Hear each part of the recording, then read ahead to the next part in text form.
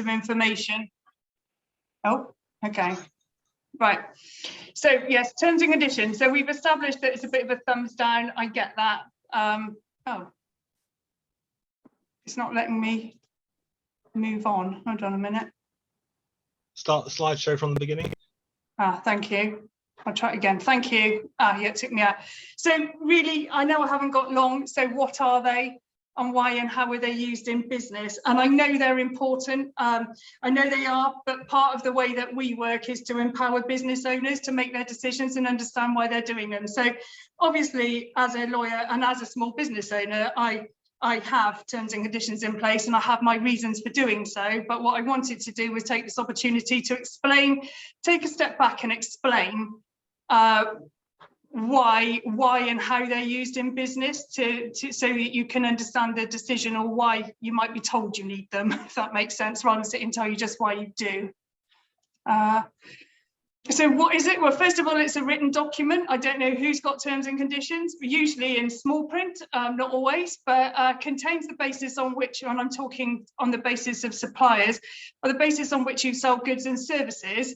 And the point of these is that it's not just any old piece of paper, they're expressed to be the full contract between you and whoever you're selling to, and an entire agreement. There's all sorts of wording in there that says that this is a contract. So really, and then there's just full of lots of small print. So I thought with someone chatting, hold on, sorry. Am I, okay. Jessica apologising for being late. So that's fine. I tend to glaze and I miss these things if someone's asking me something. So I thought what I would do next is explain what sorts of things come up in terms and conditions. So I'm not talking so it's making more sense. Oh, hold on. So the first things, this would be my top tip, because right from day one, from when I started my career, if I am ever talking, when I was reviewing even a multi-million-pound contract, or I'm talking to somebody who's starting their business, or I'm training somebody to deal with how to deal with terms and conditions in their business, the first thing to do is separate your head in terms of commercial points and legal points. It's really, really important, because this box here, you've probably got a better idea what's important to you than any lawyer could ever have. So, and I think it empowers people to realise that actually these things that you will know, and it helps give you confidence that within your terms and conditions, these points are driven by what you want and what you think and know, and you know your business. So the commercial terms, they usually contain things like, what are you delivering for the price? So websites, what are you delivering? At what point does the price change? Very, very important. Goods, what's included, what's being delivered, by when, what for, when does the price change? What the price actually is, that's probably the most common one. Most people know the price usually before they sell, you would hope, but they might not give as much thought to when it might change. Payment, when you receive payment, what happens if there's late payment? Delivery, what's being delivered, by when. You don't really want to say in your terms by when, you want to say quite the opposite, that you'll try. So we have certain bits of content within these terms.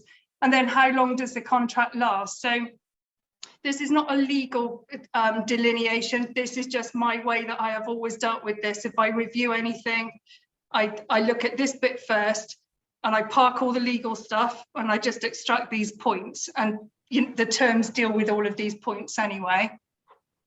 So the next thing is common legal terms that come up, which usually then start to make people shudder. Outside of this are things like liability. To what extent are you liable if something goes wrong? It's the Grim Reaper stuff, I'm afraid, guys. You know, how much for, that sort of thing.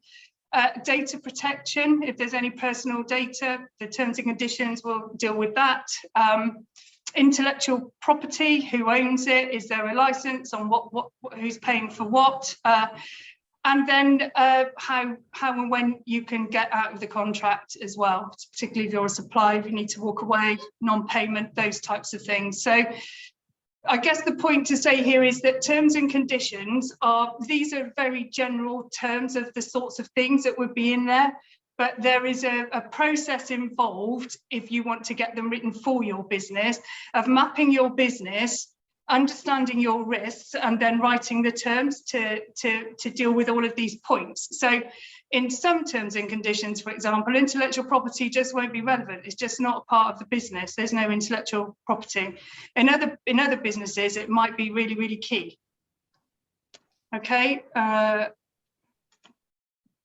So I think the point here is, and I know, because I know we've just spoken, David, and I made my confession very earlier on that for a lawyer, I can't believe I'm saying this, I don't have a will, which is very bad. There you go. I don't say that often. I don't have a will. I know that I should, because I've got a really, really difficult mother-in-law, and I've just said that on record as well. So you know, I don't have a will. So you know, there's nothing says I have to have a will, and there's a default position if I don't. And it's largely the same with commercial contracts. I know that I need one. And I know that I should do it, and feel free to nag me, David. You know, I need to do it. And it's the same with terms and conditions. There are a few places where you need to have certain things in writing, but by and large, in a commercial world, you do not necessarily, there's not a law telling you that you need to have a written contract. It's a commercial decision. Like my very bad decision at the moment that I haven't dealt with it. So I think the main point to say, though, is that if you're providing goods or services in exchange for payment, there is a contract. There is always a contract. There is an agreement of sorts. The issue is, what are the terms? And very often, if there's not anything in writing, the main thing you would hope, although there are cases on this, the main thing is that price and payment are probably, what am I roughly getting for the money and giving for the money? What's my payment? So those things are usually dealt with in some way. And I think the other key point there is that if you don't have anything in writing, the law fills in some of the gaps. It will give you a default position.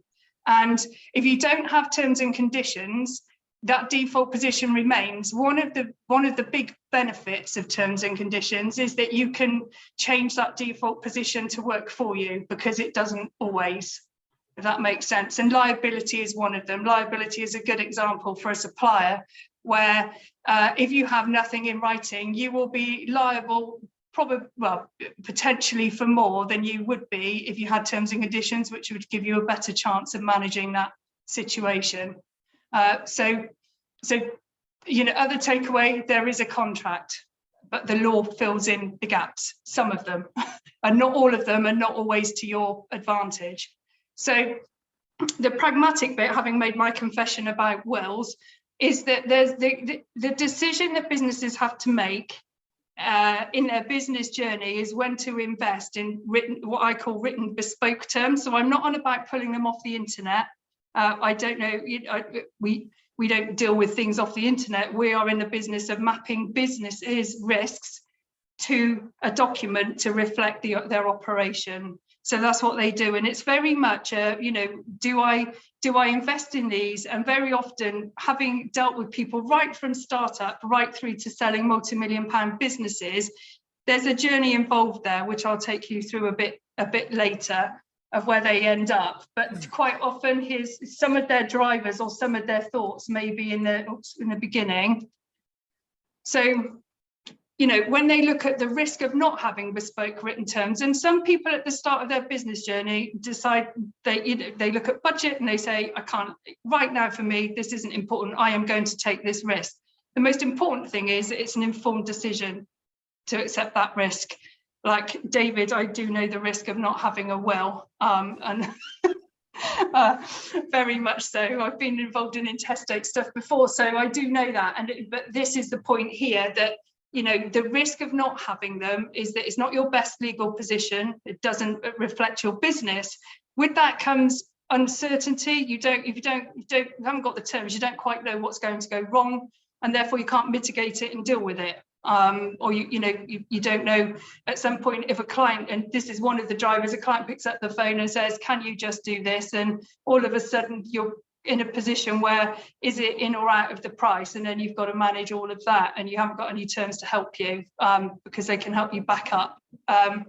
So without that in writing, increased chance of disputes and increased time, even in management. Management time is an incredibly valuable resource for growing businesses.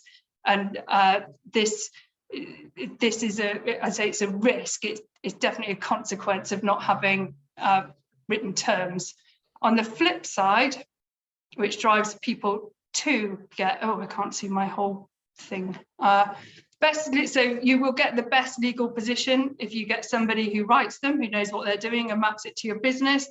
You'll also get clarity over your commercial position, because somebody who's writing these is going to help you troubleshoot some of the commercial problems that you may have, certainly in terms of things like scope creep, or when people keep asking for more, and have ideas about how you might be able to use the contract or the terms to help you do that. And then behind that, you can align to commercial processes. So if you've got terms and conditions that say very clearly, these are our payment terms, and if you don't pay, this is what we're going to do, you can have a really good credit control process off the back of that talks to your terms, that flows through a lot easier. And in turn, that saves time as well.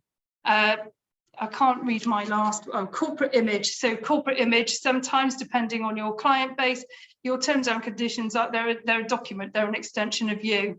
If you're dealing with really big clients will know whether or not they've been properly written. If you're dealing with big corporate clients, for example, they'll know. We deal with a lot of businesses who are smaller than their clients, and we now deal, I don't like the phrase underdog, but I can't think of another phrase, but we deal with that with somebody, and we help smaller businesses stand up, and so having terms in place helps that sometimes. And then I think the exit price, if you're ever looking at selling, if you've got terms and conditions, one of my jobs used to be to go and review the terms and conditions of for buyers of businesses, and look for all of the problems in them. If there were no terms and conditions, I would have immediately identified that as a risk, particularly because the best legal position wasn't in place. So, still awake, everybody? Mm. Yeah, good. Oh, we got a thumbs up. Well, that's good. Okay, so the terms and conditions are one way of recording your terms. So, if I'm going, hopefully this is going from the back. So, going from the back, in my days, certainly at Pinson's, working on multi-million-pound contracts, you're dealing with things, can you see my hands, big, thick contracts that you basically write from scratch, based on a very specific transaction that's happening, usually an outsourcing or something that's very, very unusual, or something along those lines. And it was hundreds of pieces of paper, fine.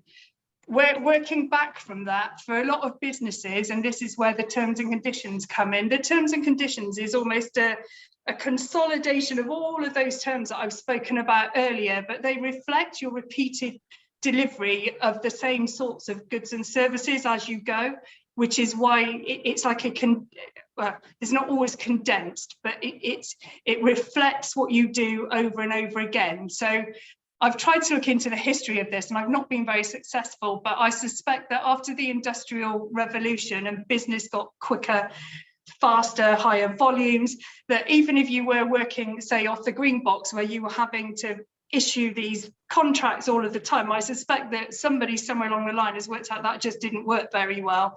And why would you go to all that trouble when efficiency wise you could actually condense everything from hundreds of pieces of paper that was a bespoke contract each time, and you went through this process, to perhaps getting something that reflected what you do all the time, and just sending the same document out time and time again, and getting a process in place behind it. And I think the other thing, which I didn't mention earlier, is that contracts, you don't even have to have them in writing, so they don't even need to be signed. So sometimes people have terms in, so you have bespoke contracts written for the transaction, you signed, not quite in blood, but they're signed. It's a big old signing process, is a big old thing in a massive deal. It's huge, sitting around a boardroom table for hours, and the signing is massive, and there's usually lots of champagne afterwards, which makes the previous 3 months worth it. The terms and conditions are sometimes signed, sometimes they're not. So we're going, sometimes there are rules about this, about getting your terms and conditions in front of people at the right time, to try and make sure that they are the terms that govern the contract. And then you've got these 3 boxes are things in writing. The other end is contracts don't need to be in writing at all. So sometimes if there is nothing in writing, and when I say in writing, I mean something that's expressed to be a contract or formal terms and conditions, that you're looking at emails and various things where you're trying to demonstrate what the terms of the agreement were. What was the basis on which you rented your house? What was the basis on which you said you were going to design the website, for example? And then a step back from that is oral contracts. So completely done word of mouth. The only issue with that is they're very difficult to prove. I don't know how you prove them. So does that make sense? I'm trying to give you the pecking order, really, of the really big stuff. A bespoke deal, one off per transaction, right down. So I think the last slide I had was the real world in my experience. So what does all that mean? So yes, I do think, and I have them, and you do need T's and C's. The road to bespoke T's and C's is a part of a business journey, and budget is a factor. So if we have clients that come to us who are startups, and they're taking risks. They're taking risks on whether or not they have a set of formal T's and C's written. Their drivers are quite often something's gone wrong, or they're worried because what don't I know? And at some stage, something makes them decide that actually they're now willing to invest in it. It's a risk versus reward thing for a lot of people. And this is what happens. I talk to people sometimes when they started up, they say, we can't afford to spend on this right now, but can you tell me what it will cost when we do go to it? And then at some stage, they decide that it's worth it for them. The only thing I would say is that I do not know of a large business that doesn't have a set of bespoke T's and C's for all the reasons that I said, because they are managing risk, they are dealing on volume, they need process, and they have processes in place. Most large businesses, by the way, so I'll just think this is my last point, if I know how to go back. Most large businesses have, myself, I'm not a large business, but I work on this basis as well. Most large businesses have terms and conditions that they don't really do bespoke contracts. I used to work for a company that did that, but they have a set of terms and conditions, and they have a combination of terms and conditions that are signed, and they decide how material it is, even within that business, as to whether or not they then get some signed. So they have a combination for what they consider to be material and really important to them. That could be in terms of payment, dodgy client, if I'm allowed to say such a parochial term, whether it's they don't trust them, or whether it's something like intellectual property that they're really concerned about, that might drive them to get it signed. And then for other things, somebody somewhere will decide in the larger businesses, because I used to set up these processes, you would say, well, this isn't material enough. Do you know what? It's just not worth the effort for us to go and get this signed. And you put them through a different process. So most large businesses work on a combination of terms and conditions, and they will be a combination of signed and unsigned depending on materiality. So I think from my point of view, I have whipped through that, sorry. I've tried to keep it high level to just give you an idea of what terms and conditions are, to help with, I guess, the decision of what's involved in them and whether or not you have them, or hopefully to put you at ease a bit with what they are. So that's it from me, unless anybody's got any questions. Do you want to come off the slide share? And then I see Jane's got her hand up. Yes, hold up, thank you. Yep.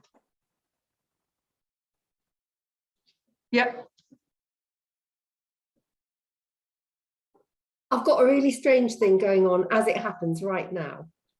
So I've got terms and conditions on my website, which I must admit I haven't looked at for a while, but they seem to have served okay.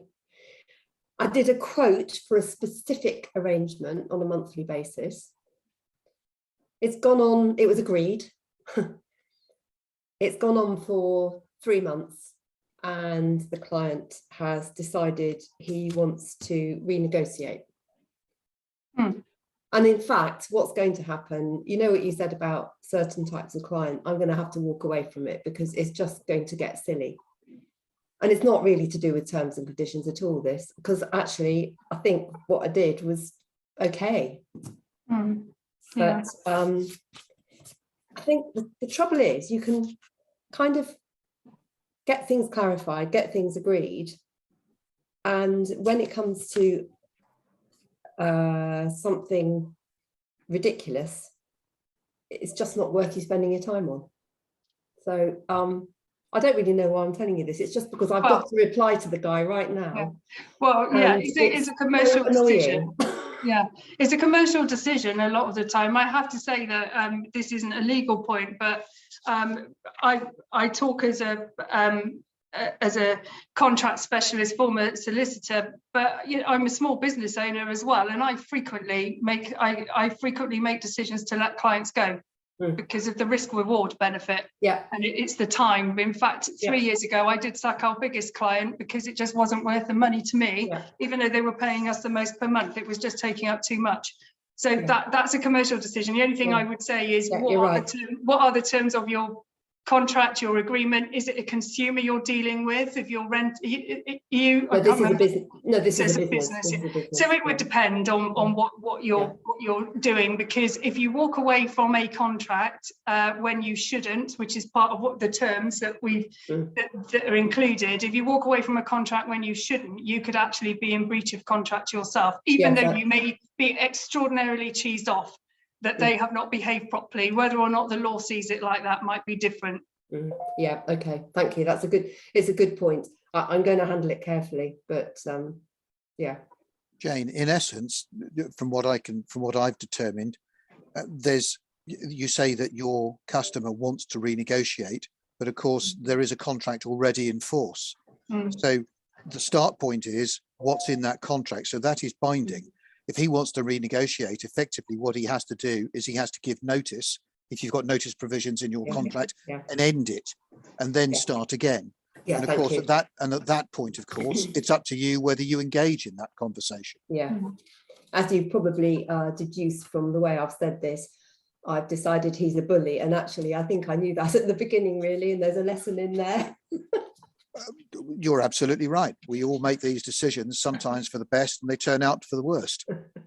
And there isn't a business owner out there that hasn't made those kind of decisions. So, but it's a good point, because I have got, there are components to the agreement. So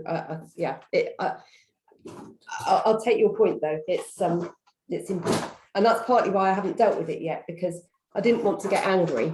I didn't want to play the same game. So. But it takes a while, it takes time to work it all out.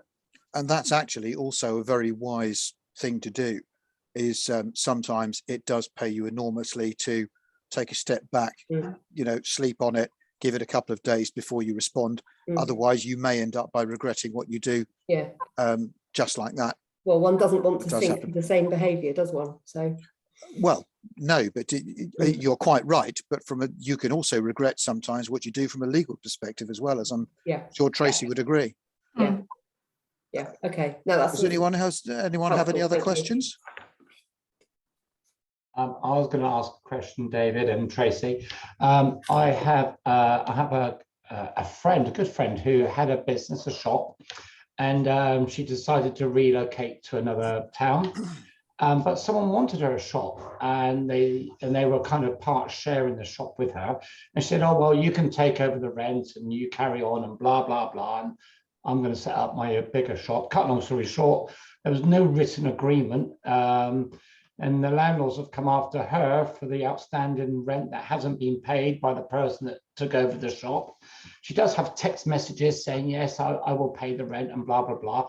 And you said earlier, Tracey, you don't have to have a written agreement, but those text communications, is that illegal? I mean, could she go through a solicitor and say, "Hang on a minute, you agreed to pay this rent via text, blah blah blah," or is it she's got to pay for it? And well, I mean, first of all, I think first of all, property may be different, because I was talking about commercial contracts, the supply of goods and services. So Yeah. that's very different. This is a property arrangement, and that's not.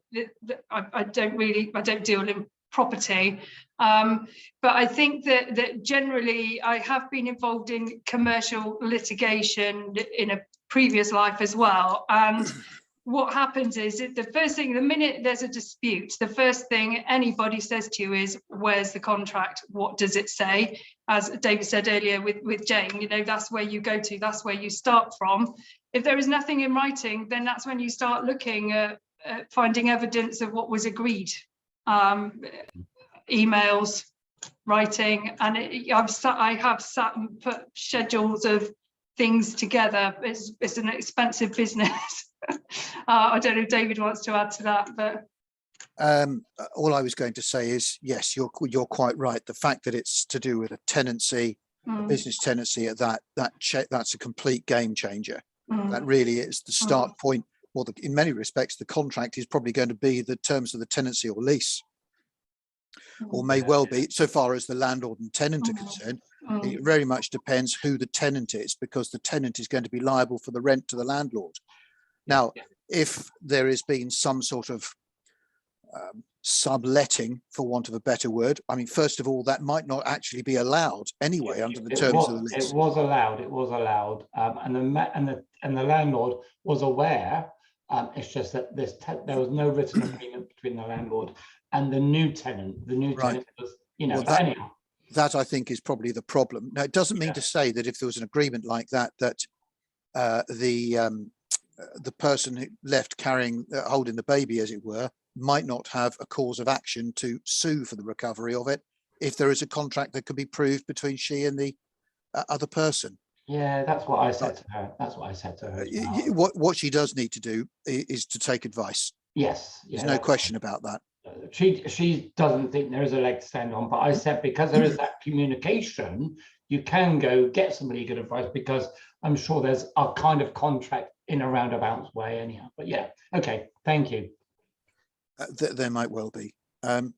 Tracey, I've just, Caroline Day so has her hand up. You're on mute, Caroline. Tracey, that was so refreshing. It was wonderful. I'm so encouraged. My menopause stuff. I'm a licensee with menopause experts, and I have a colleague who is a licensee with menopause experts, and we're coming together as menopause champions. Now, she's all for drawing up a contract. Her accountants recommend we draw up a contract, and I'm much more for looking at it, the joint bits we do together, but there's all sorts of other fringe things. Now, I don't think we can do anything until we've decided what we're going to do with all these fringe things. So she's also a coach, and if I get a client that wants something related, but the things we do together are very well defined. And it was really encouraging, because it gives me hope that it's possible to go to a solicitor, a lawyer, and get a contract that's not going to be all encompassing and so complicated. Because my fear is that to draw up a contract at this early stage is going to be so expensive and complicated that we may fall out over it, and it never gets off the ground. It is always helpful to know what your commercial position is first, but sometimes you might need help with that as well. I mean, you've said also that you're a licensee, so if you're a licensee, depending on, does that mean that you've got a license or a franchise? Are you running a franchise of some sort? It's not a franchise, but we are licensed to train their material. Oh, I see. So and what we do with that material is entirely up to us. I see. Yeah, so it's a license, content licenses as such. So yeah, so sometimes with that sort of thing, you might need help in terms of how you want to work together, but obviously understanding what you want to do first. Yeah. Sometimes, I guess that might not have come across in the talk, that sometimes the process of going through the terms and conditions and the contract actually helps. It's a collaborative process. You come with your ideas, and that's why I was saying the commercial side is very important, because you have your own ideas as well. You know, it's not something that's just just for other people. We have our ideas based on experience. We have our views. We have solutions, and you come to the table with your requirements and what you want, and then looking at how best to either structure that or how to deal with it, and then record the terms. That process will help you as well. Yeah, but it was such a good talk. Thank you very much. Rob, have we got Tracey's details? We can certainly circulate Tracey's details. Yeah. And, make her slides available. So Yeah, I may be in touch, Tracey. Tracey, do you, it may be just helpful to one or two people. Would you like to say anything just for a few moments about perhaps the timing of when terms and conditions are made known? Yes. I think we've probably always, we've all come across those who the contract's fulfilled and then you find all the terms and conditions on the back of an invoice rather after the event. Yeah, no, thank you. Now, I did skip past that, but it's a real tin of worms. There are, in most cases, thank you, David, with terms and conditions, if you look at any cases, most of the cases are all about whose terms and conditions apply. They're all about which terms apply, because if you're dealing with much bigger businesses, they, in the same way you've got your terms and conditions of sale, so the basis on which you're selling, we write terms and conditions of purchase. So these are really only for the really big businesses, but they're also so big, they want to dictate the basis on which you buy, which you sell to them. So there's a conflict there. So if you remember the green contract where you actually sign that problem won't exist, because you've signed something, you've got it signed, it's agreed. If you sign a set of terms and conditions, and there is, last time I checked, there is case law to say that signed terms and conditions are, it's like trumps next on top of the pile.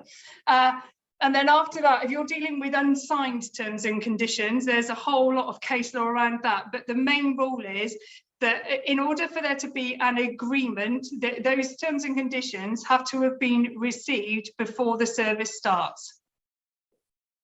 That's it. It's before the service starts is the main one. So as you said, David, that if it sits on the back of an invoice, if you provided the service, and then you say, by the way, here's the terms and conditions for what we've just provided.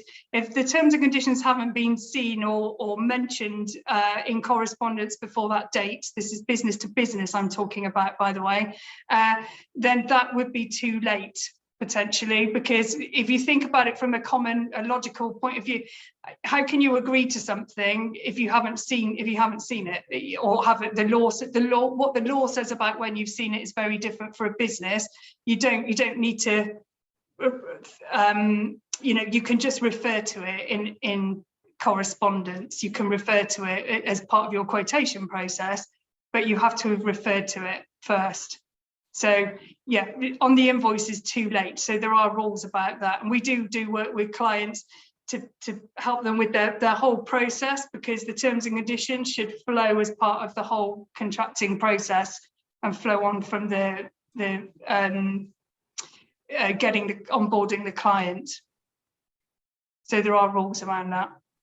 Yes, thank you, Tracey. I think that probably is very helpful to people. Yeah, it's a good point.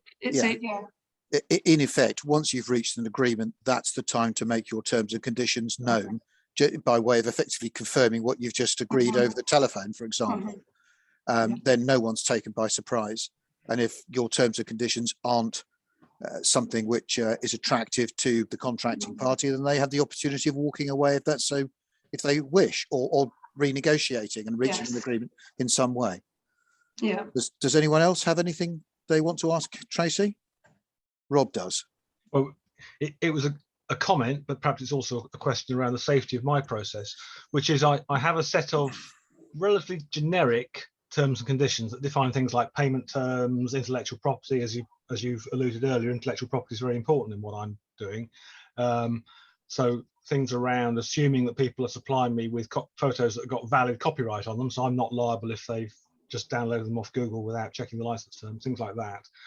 So the generic sort of rules of the game, if you like, I set up in a fairly brief set of terms and conditions, but I then do a very detailed quote to the client, and I've delivered one this afternoon, actually, just before this meeting, that states the scope of what I'm supplying, the price it's being supplied on, estimated timescales, and a whole load of stuff around what I'm expecting them to supply. So I actually put quite a lot of work into the quotation. Now, you know, if you're only winning 30% of your quotations, then you're wasting a lot of effort potentially, but I win about 50% of what I bid.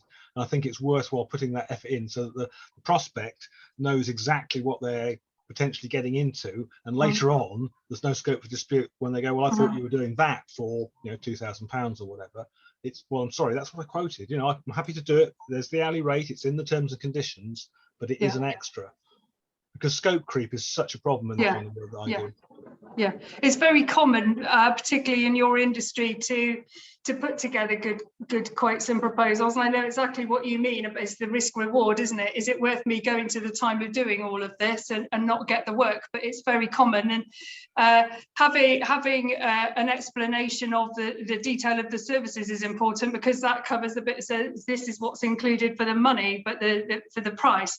But the terms and conditions would bolster that in certain ways by saying things like, well, you will pay on a certain date. In your case, you've got things like acceptance of when does acceptance take place and what happens, which is very common when the client just goes very quiet. You know, you need something in your terms and conditions that said, well, if you go quiet, then you're taken to accept it and we can give you our final invoice, thank you very much. You know, so it boosts those, that you need the description of commercially what you're doing or somewhere. So that's very common to do that. Yeah, and actually you've reminded me of another clause that I have in there, which is if I've been waiting for content from the client for more than 30 days, then I reserve the right to bill them for all the work done up to then, because otherwise you can spend a year waiting for a client to actually deliver content and not have anything to invoice. Yeah, it's very common. That's like you've met a few web developers in your time.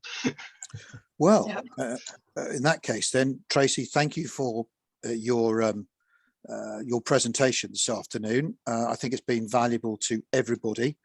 And there are a couple of points that I will just make that you perfectly right highlighted. The first is that if you have got terms and conditions, don't just think that's it. You do need to keep them under review, because things do change. Things need to be updated from time to time. And always in the backdrop, think of that first slide that Tracey had. You know, is it clear what you are delivering? Is it clear what the price is? Is it clear what the payment terms are? Are you 30 days, 7 days, or is it even immediate? Is it clear when the service or the goods are to be provided? And is it an ongoing contract, or is it for one-off? If it's ongoing, for how long is it? If you bear in mind all those points and then look at that in the light of your own contract, you'll soon find out whether it's still meeting what it needs to meet, or perhaps whether you even need to have a chat with Tracey or someone like Tracey. Tracey, thank you. You're very welcome. Thank you. What I'm going to do now is, because I know that Rob and Jessica weren't with us when we did our initial introductions,